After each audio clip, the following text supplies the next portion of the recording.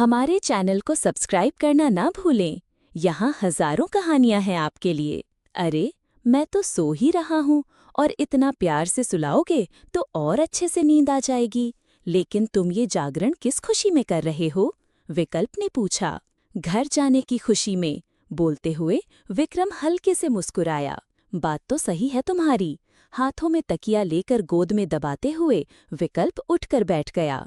जानता है भाई, घर जाने की मुझे बहुत खुशी हो रही है, विकल्प ने इंटरेस्ट से बताया, जैसे कितनी मजेदार बात बता रहा हो। वो तेरे चेहरे पर दिख रही है, विक्रम ने मुस्कुराते हुए सर हिलाया। इस वक्त विक्रम और विक्रम दोनों के चेहरे पर बच्चों जैसी निश्चल हंसी फैली हुई थी।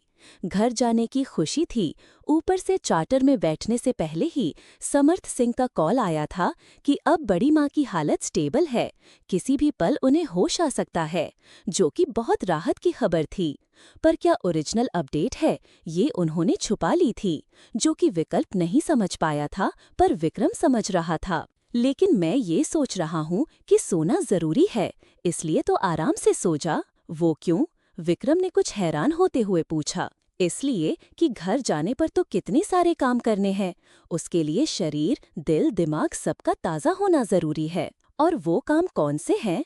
जितने इंटरेस्ट से विकल्प ने बताया था, उतने ही इंटरेस्ट से विक्रम ने पूछा। सबसे पहला काम तो ये है कि घर जाते ही पूरा परिवार मिलेगा, माँ के हाथों का खाना मिलेगा। इस प्रदेश में तो मैं तरस गया था, केवल विलायती घटिया खाना खाते खाते। विकल्प आंखें बंद करके माँ के हाथ के खाने का ख्याल कर रहा था। सीधे सीधे क्यों नहीं बोलना कि काकोसा के पैरों का जूता भी मिलेगा, जिसके बिना पीठ कमजोर हो गई थी। विक्रम हंस पड़ा। उनका तो नाम मत लो, विकल्प ने मुंह बनाया। क्यों? विक्रम की आंखें छोटी हुईं। हमें ये वनवास देने का आइडिया उन्हीं का था। राजा दशरथ ने तो कैकई के कहने में आकर अपने बेटों को बनवास दिया था, पर उन्होंने किस खुशी में हमें बनवास दिया, वो तो मुझे अब तक समझ में नहीं आया।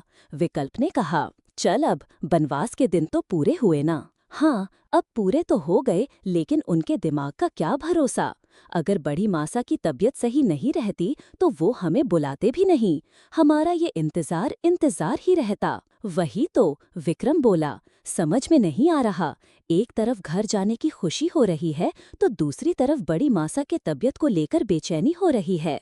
ऐसा समय है कि बस भगवान का नाम ही सहारा है कि किसी तरह से सब कुछ अच्छा ही हो।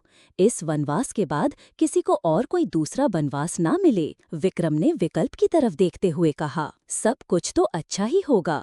हम कौन सा सीता मैया को साथ लेकर गए थे और उन्हें साथ लेकर आ रहे हैं कि उनके वनवास की हमें चिंता हो। पर भाई, तुमने बड़े भाई सा को मेल किया था, विकल्प ने कहा। हाँ, में सर हिलाया। कोई रिप्लाई आया क्या?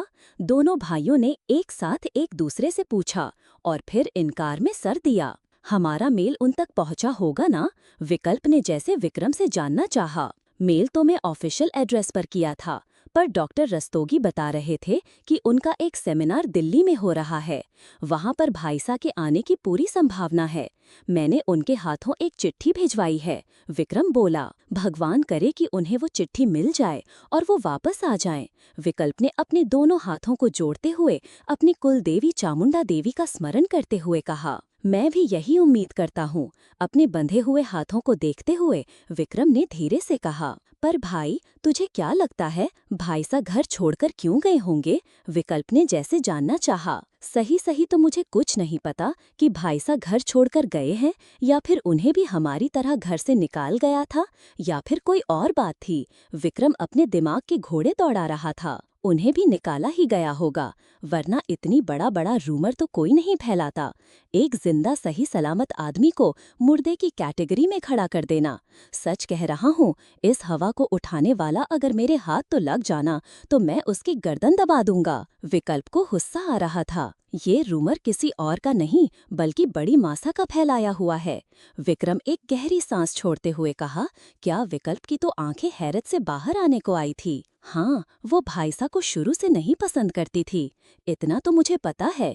क्यों नहीं पसंद करती थी ये पता नहीं, पर मासा को भी वो अच्छे नहीं लगते थे, विक्रम बोल रहा था। पर उसकी बात सुनकर विकल्प की आंखें छोटी हुईं। तुम्हारे कहने का मतलब है कि बड़ी मम्मी यानी कि आपकी माँ भी अपने बच्चों को पसंद नहीं करती थी? पर जहाँ तक मुझे याद है कि वो मुझे बहुत प्यार करती थी।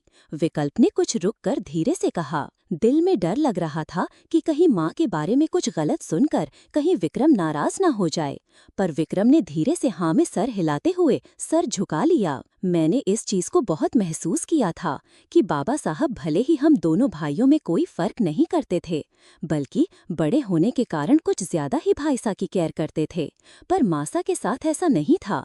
कई बार मैंने माँ को घर के नौकरों के बच्चों से भी ज्यादा गलत व्यवहार उनके साथ करते हुए पाया था। छोटा था, समझ नहीं पता था, लेकिन अभी भी जब वो बातें याद आती हैं तो यही लगता है कि मासा उन्हें हर वक्त बेवजह डांटा ही किया करती थी, चाहे वो उनके लिए कुछ भी कर गुजर जाएं। हमारे चैनल को सब्सक्राइब करना ना भूलें। यहाँ हजारों कहानियां हैं आपके लिए। मैंने भी इस चीज को बहुत महसूस किया था कि बाबा साहब भले ही हम दोनों भाइयों में कोई फर्क नहीं करते थे, बल्कि बड़े होने के कारण कुछ ज्यादा ही भाईसा की केयर करते थे। पर मासा के साथ ऐसा नहीं था। कई बार मैंने मासा को घर के नौकरों के बच्चों से भी ज्यादा गलत व्यवहार उनके साथ करते हुए पाया था। छोटा था, समझ नहीं पाता था, लेकिन अभी भी जब वो बातें याद आती हैं तो यही लगता है कि मासा उन्हें हर वक्त बेवजह डांटा ही किया करती थीं, चाहे वो उनके लिए कुछ भी कर गुजर जाएं। मैंने उनकी आंखों में हमेशा माँ की ममता की प्यास देखी थी, लेकिन माँ उनसे बोलती भी नहीं थी। तो जानता है, एक बार तो मासा की साड़ी के आंचल में आग लग गई थी आरती के दौरान। सब लोग बहुत बुरी तरह से डर गए थे। मैं तो कांपते हुए बड़ी माँ के पास चिपक गया था। बाबा सा उस वक्त वहां मौजूद नहीं थे। तब भाई सा ने अपनी जान की परवाह करते हुए अपने हाथों से उसे बुझाया था, जिसमें उनके हाथ जल गए थे। पर फिर भी माँ और बड़ी माँ ने बाबा सा से ऐसा कहा था कि आग भी तो इसी की वजह से लगी थी। भाई सा ने अपना सर झुका लिया।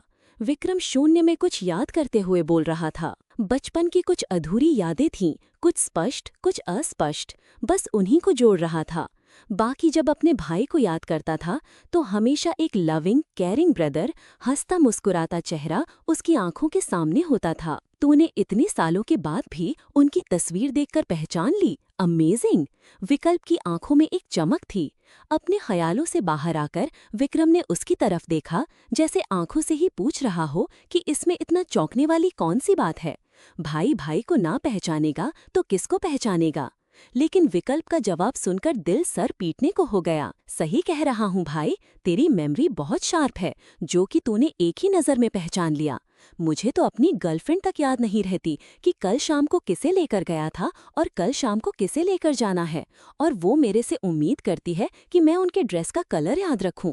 विकल्प ने अपने सर पर हाथ रखते हुए कहा। विक्रम हंस पड़ा। गौर से देखता तू भी पहचान जाता। बचपन से ही भाई साहब बिल्कुल बाबा सा की तरह दिखते थे, और उस तस्वीर को तो देखकर ऐसा लगा जैसे कि बाबा सा खड़े हों। अधिकतर मैं उनसे पूछता भी था कि आप बिल्कुल बाबा सा की तरह क्यों दिखते हो, मैं क्यों नहीं हूँ बाबा साहिब की तरह? तो वो हंसकर बोलते थे, वो बच्चे ज्यादा खुशनसीब होते हैं जो आधे माँ और आधे पिता के गुण लेकर होते हैं, और इसलिए लिहाज से मैं खुशनसीब हूँ। पर देखो, आज ना माँ है और ना ही बाबा सा। एक उदास उदास मुस्कुराहट विक्रम के होठों पर आकर ठहर गई थी। बातों के दौरान ही न जाने ये लंबा सफर कैसे खत्म हुआ कि अपने देश की धरती पर आने का इंतजार खत्म हो गया था। अब तो था सबसे पहले बड़ी माँ से मिलने का इंतजार, और वहीं पर बैठी हुई वैशाली को भी था किसी के आने का इंतजार। विक्रम और विकल्प की फ्लाइट राजगढ़ एयरपोर्ट पर लैंड हुई। इन लोगों को लेने के लिए समर्थ सिंह खुद एयरपोर्ट तक आए हुए थे। पुलकित सिंह इस समय घर पर थे और अंशुमन अस्पताल में। फ्लाइट की सीढ़ियां उतरकर जैसे ही विक्रम ने अपना पहला कदम जमीन पर रखा, ऐसा लगा जैसे कि न जाने कितनी शांति और सुकून दिल के अंदर उतर आई थी। वहीं सामने खड़े समर्थ सिंह की भी आंखें बेटे और भतीजे को देखकर भर आई थीं। विक्रम ने झुककर सबसे पहले अपने देश की मिट्टी को प्रणाम किया। जन्म देने वाली माँ का आंचल तो सर पर नहीं है, पर हे मेरी जन्मभूमि, मुझे पूरा विश्वास है कि अब मैं जब तुम्हारी गोद में आ चुका हूँ तो तुम मुझे अपने आंचल में समेट लोगी। अब मुझे खुद से दूर नहीं जाने दोगी। नहीं रह पाता मैं आपसे दूर। देखा देखी विकल्प ने भी यही हरकत दोहरा दी। समर्थ सिंह का तो हृदय गदगद हो उठा था। इतने दिनों तक देश से दूर रहने के बाद भी उनके बच्चों ने अपने संस्कार, अपनी संस्कृति को अपने हृदय के अंदर संजो कर रखा था। आगे बढ़कर उन्होंने दोनों बच्चों के लिए अपनी बाहें खोल दी थीं, पर विक्रम ने पहले उनके पैर छुए तो उन्होंने उसे खींचकर अपने सीने से लगा लिया। आपका अपने देश में, अपने घर में खुले हृदय से स्वागत है, बोलते हुए आवाज भारी हो गई थी। कुछ स्वागत मेरे लिए भी बचा कर रखिए, मैं भी इतने दिन के बाद वापस आया हूँ। छोटा हूँ मगर इतना भी छोटा नहीं कि आपको आपकी नज़र से दिखाई ही न दूं। बड़ी अदा के साथ विकल्प ने अपने बालों पर हाथ फेरते हुए कहा, कुछ नहीं हो सकता इस लड़के का। समर्थ सिंह ने अफसोस से अपना सर हिला दिया। तुम्हारा स्वागत तो बहुत अच्छे से होगा, इधर आओ। रहने दीजिए, स्वागत की जरूरत नहीं है, बस अपना आशीर्वाद दे दीजिए, पर ज्यादा जोर से मत दीजिएगा। वो क्या है ना कि विदेश की मिट्टी ने हमारी हड्डियों को इस देसी मिट्टी की ताकत सहने लायक मजबूत नहीं बनाया है। विकल्प ने मुंह बनाया और झुककर अपने पापा के पैर छुए तो उन्होंने उसे भी सीने से लगा लिया। वापस आ गए हो, अब फिर से मजबूत हो जाओगे। जाहिर में भले दिखाते हो कि उन्हें विकल्प की उल्टी सीधी हरकतों से चिढ़ होती थी, पर सच यही था कि इतने सालों में उन्होंने विकल्प की यही बिना सिर पैर की हरकतों को बहुत दिल से याद किया था। आखिर बेटा था वो उनका। हमारे चैनल को सब्सक्राइब करना न भूलें। यहाँ हजारों कहानियां हैं आपके लिए। एयरपोर्ट से ये लोग अपनी स्पेशल गाड़ी में बाहर निकले। विक्रम बहुत ध्यान से हर एक चीज को देख रहा था। 16 सालों में बहुत कुछ नहीं, बल्कि लगभग सब कुछ बदल गया था। धीरे धीरे उनका राजगढ़ भी इस आधुनिकता और विकास की दौड़ में अपना स्थान बनाते हुए आगे निकल रहा था, जिसकी झलक एयरपोर्ट से आगे के रास्तों में दिखाई पड़ रही थी। कहाँ पहले एक कच्ची पक्की सड़क होती थी जिसके दोनों किनारे बड़े बड़े आम के पेड़ थे, आज बिल्कुल स्मूथ 4 लेन सड़क बना हुआ था। पहले के पेड़ काट दिए गए थे और नए पेड़ अब धीरे धीरे बड़े हो रहे थे। हमेशा बोलते रहने वाली तबीयत का मालिक विकल्प इस समय चुपचाप बैठा हुआ था। केवल विक्रम रहता तो वो उसका कान खा सकता था, लेकिन सामने पापा बैठे थे और उनकी वजह से वो गाड़ी में लगाया हुआ म्यूजिक सिस्टम प्ले नहीं कर सकता था, और तो और अपने कानों में हेडफोन भी नहीं लगा सकता था। आखिर संस्कार नाम की भी तो कोई चीज होती है। आते आते अपनी रंगत कौन दिखा देता है? जब दिल में डर ये बैठा हो कि अगर मैंने अपनी रंगत दिखाई तो पापा को भी वापस अपने रंग में आते देर नहीं लगेगी। वह चुपचाप बैठे हुए गाड़ी की बोरिंग जर्नी को कोस रहा था। एक तो पहले ही 16 घंटे विदाउट इंटरनेट के बिताना बड़ा मुश्किल था। कुछ पुरानी फिल्में इन लोगों ने डाउनलोड करके रखी थी, वो देखी तो 2-3 घंटे ऑफलाइन गेम में निकाल दिए। पर जो मजा ऑनलाइन गेम में है वो ऑफलाइन में कहाँ। चैटिंग और गॉसिपिंग तो इंटरनेट के अभाव में बंद ही था, और अब म्यूजिक प्लेयर भी बंद था, साथ में होठों को भी बंद रखना था। मेन चौराहे से जैसे ही राजगढ़ देहात की सीमा शुरू हुई थी, विक्रम कुछ बेचैन सा होने लगा था। उसकी आंखें इस आधुनिक रंग में रंगी हुई इमारत के पीछे कुछ पुरानी चीज देख रही थी। उसने 2-3 बार अपनी आंखों को बंद करके खोला। ये क्या हो रहा मेरे साथ? दिन दहाड़े इतने इंक्लूजन।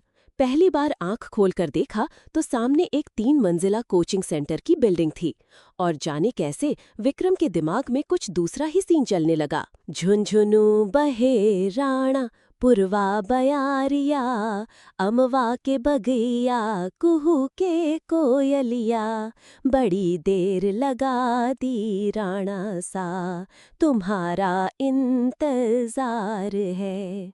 अभी जहां पर 3 मंजिला कोचिंग सेंटर की बिल्डिंग दिखाई पड़ रही थी, वहीं पर अचानक से एक कच्चे मकान का दृश्य चलने लगा था। हैरानी की बात थी कि आसपास से बंधे हुए ऊंट दिखाई पड़ रहे थे, और एक औरत पारंपरिक राजस्थानी कपड़ों में पूरा घूंघट किए हुए ऊंटनी का दूध निकाल रही थी। वहीं पर एक छोटा सा बच्चा रेत का महल बना रहा था। पहले सीन में जहां पानी का फव्वारा लगा हुआ था, वहीं पर एक बड़ा सा कुआं बना हुआ था और आदमी उस कुएं से पानी निकाल रहा था। विक्रम को बड़ा आश्चर्य सा हुआ। इस दृश्य को देखकर उसने अनुमान लगाया कि ये आपसे करीब 200-300 साल पहले की घटना जरूर होगी, क्योंकि जिस हिसाब से वो कच्चा घर था वैसे घर इस समय दिखाई नहीं पड़ रहे थे, और दूर दूर तक खुला आसमान और रेत के टीले थे। जबकि 150 साल पहले अंग्रेजी राज में उसके ही एक पूर्वज के अथक प्रयासों से एक नहर यहाँ पर आई थी, जिसके कारण ये जमीन उपजाऊ हो गई थी। पर फिलहाल में पानी का कोई स्रोत दिखाई नहीं पड़ रहा था, केवल उस कुएं के, यानी कि ये नहर से भी पहले आने की घटना थी। राजगढ़ सिटी प्रोजेक्ट में जब उसने हाथ लगाया था, तभी उसने यहाँ से रिलेटेड सारी जानकारी को अच्छे से पढ़ा था और पढ़ते समय भी उसे लग रहा था जैसे कि वो सबको दोहरा रहा है। बहुत कुछ इस समय से उसके दिमाग में चल रहा था। अभी भी आंखों के आगे ये पुराना सीन चल रहा था, पर दिमाग अभी भी होश में था। पर अपने इस इंक्लूजन पर उसका कोई नियंत्रण नहीं था। या फिर ऐसा भी था कि उसने खुद अब इन सब चीजों से भागना छोड़ दिया था। इसलिए जब ऐसे इंक्लूजन चलने लगे थे तो पूरी तरह से उनको समझने की कोशिश करने लगा था। मैं दूध निकाल दे रही हूँ, तुम इसे जाकर महल में दे आना। अरे थोड़ा सा बच्चों के लिए भी रख लेना। आदमी ने कुएं से निकली हुई बाल्टी सामने रखे हौदे में खाली करते हुए कहा। नहीं, कल भी दूध कम पड़ गया था। रानी सा तो कुछ नहीं बोलने वाली, पर वो जो बुढ़िया महाराजन है वो बड़ा चिल्लाती है। दूध कम होगा तो फिर पैसे ज्यादा देने पड़ जाएंगे, औरत बोली। इन दोनों की बात पूरी राजस्थानी में हो रही थी। कुछ बातें विक्रम के पाले पर पड़ी और कुछ बातों का उसने अनुमान लगाया। वह अभी इस पूरे दृश्य को देखकर कुछ समझने की कोशिश कर रहा था कि अचानक से समर्थ सिंह की आवाज सुनाई पड़ी। बुआ सा इस वक्त अस्पताल में है, तो फिर हम पैलेस क्यों जा रहे हैं? विकल्प ने पूछा और साथ ही उसने विक्रम के कंधे पर हाथ रखा। विक्रम झटके से नींद से जैसे जागा। क्या हुआ भाई, नींद आ गई थी क्या? विक्रम की अस्त व्यस्त आंखों को देखकर विकल्प ने पूछा। विक्रम ने इनकार में सर हिलाया था। मैंने तुझे फ्लाइट में ही कहा था कि एक नींद सो ले, लेकिन तुझे तो कुछ सुना ही नहीं होता। मैं पहले बड़ी मासा से मिलना चाहता हूँ। विकल्प की बातों को इग्नोर करके विक्रम ने कहा। हाँ, अब आ गए हैं तो बड़ी मासा से मिलेंगे ही, विकल्प ने कहा। नहीं, पहले हम उन्हीं से मिलेंगे, फिर पैलेस जाएंगे, विक्रम ने जैसे ऑर्डर देते हुए कहा। ठीक है, जैसी आपकी मर्जी, समर्थ सिंह ने कहा और मेन चौराहे से पैलेस के रास्ते के बजाय उन्होंने अस्पताल का रास्ता ले लिया। जैसे जैसे अस्पताल का रास्ता आगे बढ़ रहा था, पूरी पक्की सड़क के आसपास से नई बनी हुई इमारतें और पेड़ पौधे दिखाई पड़ रहे थे।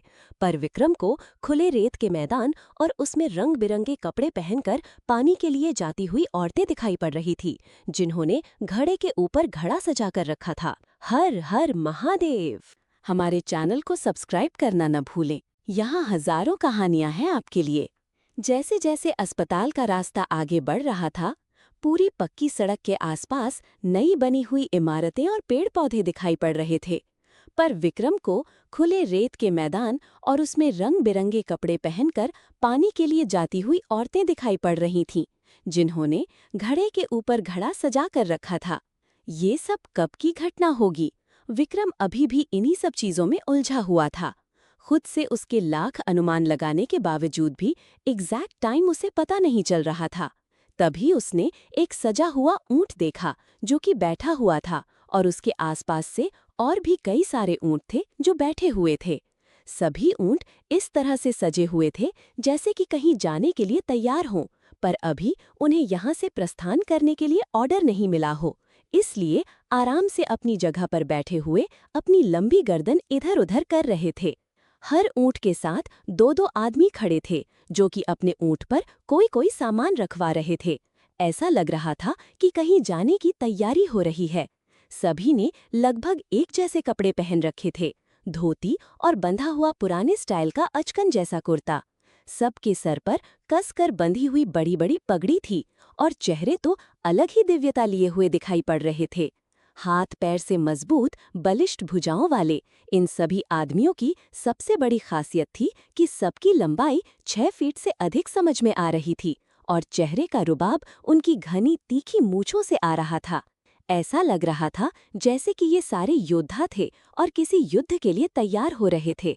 कमर में बंधी हुई तलवार इसकी गवाही दे रही थी, या फिर किसी शादी ब्याह जैसे समारोह से लौटकर आते हुए लोग थे। राजाओं की बारात भी तो ऐसे ही निकलती थी, लगता था जैसे कि युद्ध के लिए जा रहे हैं। पर अंतर इतना होता था कि युद्ध में जहां शस्त्रों की अधिकता होती थी, शादी ब्याह के समारोह के समय समाज में अपनी राजसी ठाठ दिखाई जाती थी, और कुछ ऐसा ही ठाठ इस वक्त दिखाई पड़ रहा था। इस कारण विक्रम को ये अनुमान लगाना मुश्किल हो रहा था कि ये युद्ध का उद्घोष है या फिर बारात से लौटते हुए लोग। इधर गाड़ी आगे बढ़ती ही जा रही थी और विक्रम ध्यान से एक लाइन में इन सारे ऊंट और उनके मालिकों को देख रहा था। सब कुछ जाना पहचाना लग रहा था, इसमें कुछ भी उसे अलग नहीं लग रहा था। एक दो चेहरे पर जब उसकी नजर पड़ी तो लगा जैसे कि उसकी जान पहचान के लोग हैं। शायद दिमाग पर ज्यादा जोर देता तो उनके नाम भी याद आ जाते, पर दिमाग अभी अपने वश में कहाँ था। वो तो बस किसी सम्मोहन के तहत इसी दृश्य में पूरी तरह से रम गया था। धीरे धीरे तो वो ये चीज भी भूल गया था कि वो गाड़ी से हॉस्पिटल की तरफ जा रहा है। ऐसा लग रहा था जैसे कि वो हर एक ऊंट को देखते हुए उनका निरीक्षण करते हुए आगे बढ़ रहा है, जो कि उसकी ड्यूटी का ही एक हिस्सा था, यानी कि वो खुद इन सारे उद्यम का हिस्सा था। तभी सबसे पहले वाले ऊंट पर उसकी नजर गई, जिसको उसने पहले भी एक बार पीछे से देखा था। ऐसा लगा जैसे कि वो इस ऊंट को पहचानता हो, या फिर इसके साथ सज्जा उसे जाना पहचाना जैसा होने का आभास दे रही थी। ये ऊंट भी बैठा हुआ था। एक चीज इसमें अलग और थी। इस ऊंट के पीठ पर एक पौधे जैसा बैठने के लिए मुलायम सिंहासन जैसा बनाया हुआ था और चारों तरफ से उसे घेरे हुआ था कि उसे पकड़कर आराम से बैठ जा सके और गिरने का कोई खतरा ना हो। इस ऊंट की दूसरी साइड एक डोली रखी हुई थी और उस डोली के आसपास 5-6 औरतें पूरे घूंघट में खड़ी थीं। रंग बिरंगे लहंगे और उसके दुपट्टे पर शीशे का ऐसा काम किया हुआ था कि सूर्य की रोशनी उस पर पड़ रही थी तो रिफ्लेक्शन से आंखें एक पल के लिए बंद हो जा रही थीं। डोली पर रंग बिरंगे रेशमी कपड़ों का आवरण पड़ा हुआ था और कुछ दूर पर उस डोली के करबर बड़ी बड़ी पगड़ी बांधे हुए हाथ में लाठी लिए हुए खड़े थे। अभी एक औरत ने डोली में से एक थाल निकाला जिस पर कि कपड़ा पड़ा हुआ था। समझ में नहीं आया कि उसमें क्या है, लेकिन वो उसे लेकर उस सजे हुए ऊंट की तरफ बढ़ गई। शायद उसके मालिक को देने वाली थी। रेशम के बॉर्डर वाली धोती और मलमल का कुर्ता पहने हुए एक आदमी बड़े प्यार से अपने ऊंट सहला रहा था। औरतों में सर झुकाकर वो थाल उस आदमी के सामने कर दिया और उस आदमी ने अपना हाथ अपने ऊंट के गर्दन पर से हटाकर उस थाल के ऊपर पड़े हुए कपड़े पर रख दिया और धीरे से फिर अपना वही हाथ उठाकर उस औरत को वो थाल जाने का इशारा किया। विक्रम ने देखा कि उसकी 5 उंगलियों में सोने के हीरे जड़े हुए मुद्रिकाएं चमक रही थीं। हल्की हल्की बातें कानों में आ रही थीं, जो कि धुंधली थीं, स्पष्ट नहीं थीं, पर विक्रम को समझ में आ रहा था। शायद पीछे से किसी ने मजाक किया था कि राजा सा एक बार पूरी नजर तो देख लो कि आखिर ससुराल से मिला क्या है। कुछ भी मिला हो, हमें दिलचस्पी इसमें नहीं है, उस आदमी ने कहा। हाँ, इसमें क्यों होगी, दिलचस्पी तो पूरी डोली के अंदर बैठी हुई है। ये क्यों नहीं कह रहे कि पहली नजर उन पर पड़ेगी, उसके बाद ही किसी दूसरी चीज पर ये नजर जाएगी। बात सही है तुम्हारी, असली उपहार तो हमारा डोली में है, जिसे पूरी रात जागरण के बाद बाहुबल से हमने प्राप्त किया है। ये तो तुम सब आपस में बांट लो, आखिर इसमें तुम सभी बराबर के हिस्सेदार हो। आदमी ने भी बराबर जवाब दिया। हमारे चैनल को सब्सक्राइब करना ना भूलें। यहाँ हजारों कहानियां हैं आपके लिए। हाँ, इसमें क्यों होगी, दिलचस्पी तो पूरी डॉली के अंदर बैठी हुई है। ये क्यों नहीं कह रहे कि पहली नजर उन पर पड़ेगी, उसके बाद ही किसी दूसरी चीज पर ये नजर जाएगी। बात सही है तुम्हारी, असली उपहार तो हमारा डॉली में है, जिसे पूरी रात जागरण के बाद बाहुबल से हमने प्राप्त किया है। ये तो तुम सब आपस में बांट लो, आखिर इसमें तुम सभी बराबर के हिस्सेदार हो। आदमी ने भी बराबर जवाब दिया। एक बार देखा तो लीजिए राजा सा, क्या पता उपहार देखकर इसे भी किसी से बांटने का मन न करे। तभी बोलते हुए औरत ने थाल का कपड़ा उलट दिया।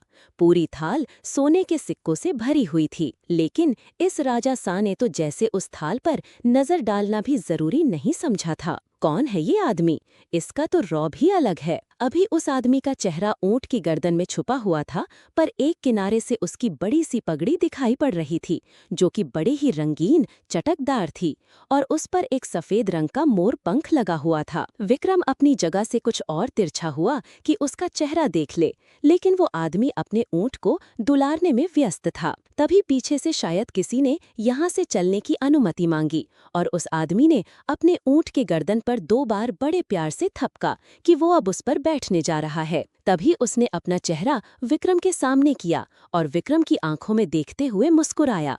विक्रम के तो चेहरे का ही रंग उड़ गया। ये मैं हूँ। खुद को ही उस राजा के रूप में सामने पाकर विक्रम को धक्का सा लगा लगा था। पर उस राजा ने इस तरह से विक्रम की आंखों में पूरे कॉन्फिडेंस के साथ देखते हुए मुस्कुराहट बिखेरी थी, जैसे कि अपने होने का एहसास नहीं, विश्वास दे रहा हो। विक्रम की नज़र उसके माथे पर लगे हुए केसर तिलक पर गई, जिस पर कि अक्षत के दाने चिपके हुए थे, और वही बाएं भौं के पास एक कट का निशान दिखाई पड़ा। विक्रम का हाथ तुरंत अपने सर पर चला गया। जन्म से ही उसके भी बाएं भौं के पास एक ऐसा ही निशाना था। ऐसा लगता था जैसे किसी नुकीली चीज से वहां चोट लग गई हो। विक्रम ने तुरंत अपना सर अपने हाथों में पकड़ लिया, और हैरानी की बात ये थी कि आज उसने वो देखा जिस सवाल का जवाब वो सबसे पूछकर थक गया था, तब भी किसी ने उसे नहीं दिया कि ये चोट उसे कैसे लगी। सबका कहना था कि ये बर्थ मार्क है, लेकिन आज विक्रम के आंखों के आगे वो सीन चल रहा था जब एक युद्ध के दौरान तलवार की नोक बस हल्का सा वहां पर छू गई थी, और अगले ही पल विक्रम का हाथ तेजी से घूमा और इस चोट देने वाले का सर उसके पैरों के नीचे था। उसकी तलवार खून से पूरी नहा चुकी थी। उसने अपना तलवार वाला हाथ हवा में उठाकर उद्घोष किया, हर हर महादेव। तभी विक्रम की नजर उस तलवार के बनावट और उसको पकड़ने वाले मुठ के ऊपर गई। ये तो सोमनंदी है। अपने पूरे विकराल रूप में माँ दुर्गा के वाहन सोमनंदी सिंह इस तरह से अपना मुंह खोल रखा था जैसे आज असुरों की सेना को अपने तीखे दांतों से ही फाड़ डालेंगे। ये तलवार मेरी जानी पहचानी है। अगर मैं ये हूँ तो मेरी ये तलवार कहाँ है? विक्रम जैसे बेचैन होने लगा था, पर तुरंत ही कुछ समाधान सा मिला। सोमनंदी, हाँ, यही उसकी तलवार का नाम था, जो कि युद्ध क्षेत्र में भयंकर रक्तपात मचाता था। पर ये इस वक्त कहाँ है? कुछ ऐसा इंक्लूजन दिमाग में आ रहा था जो कि स्पष्ट नहीं हो पा रहा था, पर साफ लग रहा था कि उसने अपनी तलवार को कहीं सुरक्षित रखा। तभी विकल्प का हाथ उसकी पीठ पर पड़ा। देखना भाई, ये बिल्डिंग लग रहा है नया बना है। हम लोग जब गए थे तो यहाँ पर कुछ नहीं था। विकल्प से कुछ बता रहा था। हाँ, मैं भी वही देख रहा था। असली बात छुपाते हुए विक्रम ने कहा। वो अब उसे क्या बताता कि इसके पीछे और भी बहुत कुछ देख रहा था जो कि इन लोगों की नजरों में भी नहीं था, और ना ही इन लोगों ने कभी देखा था। ये बिल्डिंग फिलहाल में बनी है। लड़कियों को कोचिंग के लिए जयपुर जाना पड़ रहा था, तो बुआसा ने कहा कि एक कोचिंग सेंटर यहाँ खुलवा दिया जाए, तो लड़कियों को जयपुर जाकर पीजी में रहना नहीं पड़ेगा। घर से रहकर भी अच्छी पढ़ाई हो सकेगी। समर्थ सिंह ने बताया। राणा तेज बहादुर मेमोरियल हॉस्पिटल एंड कॉलेज। गाड़ी गेट से अंदर हुई। अंदर हॉस्पिटल के बड़े से कंपाउंड में राणा तेज बहादुर की आदमकद मूर्ति लगी हुई थी। आसपास फव्वारा चौक बना हुआ था। बड़े बाबा सा की मौत कैसी हुई थी काकोसा? विक्रम ने समर्थ सिंह की तरफ देखते हुए पूछा। हार्ट अटैक से, समर्थ सिंह ने तेजी से जवाब दिया, लेकिन एक साथ कई रंग उनके चेहरे पर आकर गुजर गए थे, जो पीछे बैठे विक्रम की आंखों से छुपे नहीं रहे थे। बैक मिरर में उसने तेजी से उनके चेहरे के बदलते हुए रंगों को देखा था। कुछ तो था जो ये छुपा रहे थे। जहां तक उसने सुना था कि उन्होंने ही सबसे पहले राजगढ़ पैलेस में रेनोवेशन के काम में हाथ लगाया था, और उसी के बाद उनकी रहस्यमयी परिस्थितियों में मौत हुई थी। दिल तो कह रहा था कि ये बात बोल दे, लेकिन ये भी जानता था कि कुछ बोलने से फायदा नहीं होगा। ये स्वीकार नहीं करेंगे। पैलेस के नाम पर सबने होठों पर ताला लगाने की कसम झुका रखी थी। हार्ट अटैक से, विक्रम ने फिर से सवाल किया। विक्रम ने बहुत ही हैरान होते हुए पूछा, क्योंकि सुना तो उसने कुछ और ही था, और इस बार देखना चाहता था कि एक सच को छुपाने के लिए ये लोग कितने झूठ बोलते हैं। हर हर महादेव।